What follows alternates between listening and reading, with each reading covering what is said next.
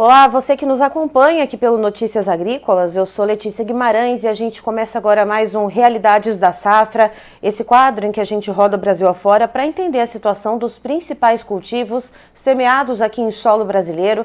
E a gente vai direto para o município de Campos de Julho, no estado do Mato Grosso, e a gente vai conversar com o produtor rural local, o Thiago Daniel Comiran. Vamos entender como que foi a finalização da colheita do milho safrinha por lá. Seja muito bem-vindo, Thiago.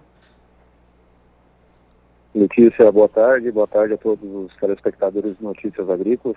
É um prazer mais uma vez participar com vocês. Nós é que agradecemos. Thiago, como é que está a questão da finalização aí da colheita? Está só pelos acabamentos? Como é que o produtor aí está finalizando, portanto, a colheita do milho safrinha? A colheita do milho safrinha, ela está praticamente 100% já realizada no município, com exceção de alguma área mais pequeno, assim, mas é praticamente 100% da área, ela já está toda colhida já. E houve algum problema que atrapalhou a colheita? Essa colheita ela foi feita de forma adiantada ou um pouco atrasada? Que alguns lugares que, com algumas lideranças regionais de vários lugares do país com as quais eu conversei, em alguns pontos do país a gente tem um adiantamento da colheita, porque a soja adiantou, o milho acabou adiantando também por causa de questões climáticas, e aí também essa colheita está adiantada. É o caso aí de Campos de Julho?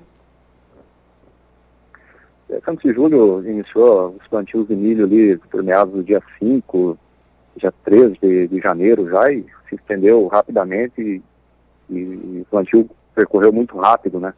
A implantação da cultura foi muito rápida. Então, consequentemente, a colheita se adiantou, né? E com isso a gente conseguiu ter aí uma boa evolução, né, do processo de colheita. E, Thiago, tendo em vista, né, essa colheita que já está ali praticamente finalizada, né, alguma área ou outra para ser terminada, qual que é a média de produtividade geral estimada aí para o município e quanto se costuma colher em média, só para a gente ter uma base de comparação aqui para a nossa audiência? Nós tivemos várias situações devido a essa implantação da cultura ter sido um pouco mais cedo, umas questões com adversidades climáticas pelo mês de março, questões com excesso de chuva também depois, ali por meados de abril, outras situações com pragas e doenças, né? E todo mundo já estava esperando uma quebra na produção, seja ela por falta de produtividade ou até mesmo por questões de avariados, problemas com grãos ardidos na colheita do milho. Então essa quebra ela não foi tão expressiva, a gente imaginava que ela fosse maior, mas ela não foi tão grande. O município deve fechar em torno aí de 115, 118 sacas de média aí na produção do milho esse ano. Um pouco abaixo do que a gente tinha de expectativa dos outros anos, que é em torno de 120, 125 sacos. Então esse ano ela está abaixo da média que se costuma ter. E essa média ela caiu por quê, Thiago? Foi questão do clima? Foi questão de pragas que atacaram as lavouras? E se foi questão do clima, em que ponto que essa questão de chuvas ou de seca acabou afetando esse milho, né? Em qual fase que acabou pegando mais?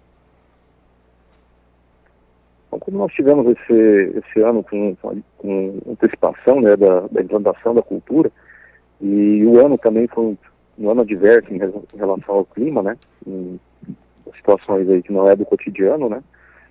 Então o clima, no mês de março, devido à implantação da cultura mais cedo, pegou boa parte das lavouras de milho em pleno planejamento ou enchimento de grão. Então, no mês de março, nós tivemos um veranico aí de 20 dias, 18 dias, com chuvas bem esparsas e alguns locais até que nem receberam chuvas durante esse período. E depois, pelo mês de abril, quando a cultura já estava entrando em período de senescência, a gente teve várias chuvas, um período assim de 10 dias a 8 dias de chuva constante. Isso acabou prejudicando a qualidade do grão, né, com grãos avariados e grãos ardidos. Consequentemente, tivemos muitos problemas com a implantação da cultura em relação a percevejo, né. Depois, no decorrer do crescimento da cultura, tivemos problemas aí com cigarrinha, com pulgão. Então, isso aí tudo foi ajudando para que a produtividade viesse a vir se defasando com a evolução, né. E, Thiago, tendo em vista essa média de produtividade, eu queria te perguntar quanto que está o preço do milho, né, o preço da venda da saca do milho por aí, e qual que é a relação que se dá para fazer com os custos de produção? O produtor aí vai conseguir fechar a conta? Desde o ano passado, quando já se vinha trabalhando os custos de produção dessa safra 24 de milho, a gente vinha vendo que não fechava a conta, né? Então, a margem ela continua negativa. Hoje a gente está vendo preços de milho aqui na região em torno de R$ 39, R$ 40, trabalhando com margem aí entre 5% a 8% de negativo em relação ao que o produtor precisava para ter pelo menos lucro. Então hoje a gente tem que trabalhar com preço de milho em relação a fechar o custo de produção. Não estou falando em lucro, né? Isso já não é de hoje que a gente vem vendo, mas em torno de R$ 45. Então hoje, para a gente poder ter um empate do custo de produção nosso, o milho precisaria estar R$ 45 o saco. E hoje estamos trabalhando com 39, 40. Então, na proporção aí, depende muito cada investimento, depende em cada manejo, né? Então a gente tem aí de 5% a 8% de margem negativa hoje. E também olhando para essa situação, Thiago, a gente tem uma safra de soja por vir, a gente já vem, né, de uma maneira geral falando, né, Brasil, norte a sul, de leste a oeste, houve uma safra de soja bastante desafiadora, a safrinha de milho também foi complicada em vários pontos do país. Como que os produtores aí de Campos de Julho estão se preparando? Vai haver diminuição de área, vai haver diminuição nos investimentos, o produtor está ali colocando as coisas muito na ponta do lápis para saber direitinho aonde que ele vai investir o dinheiro dele? A questão da safra de soja, ela já está bem avançada, né? Vamos pensar aí na safra 24 e 25. O produtor ele já está bem comprado. Acredito eu que não haverá diminuição de área, porque o soja ainda é uma situação que o produtor precisa plantar, né? Não tem como ele fugir disso. Então, mesmo que ele empate, ele vai acabar plantando ou acaba arrendando a área, se caso a necessidade de cada um. O milho, acredito eu que nós vamos ter problemas aí de redução de área,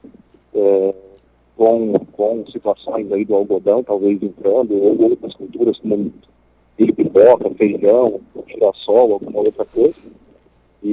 Mas o soja acredito que se mantém a área.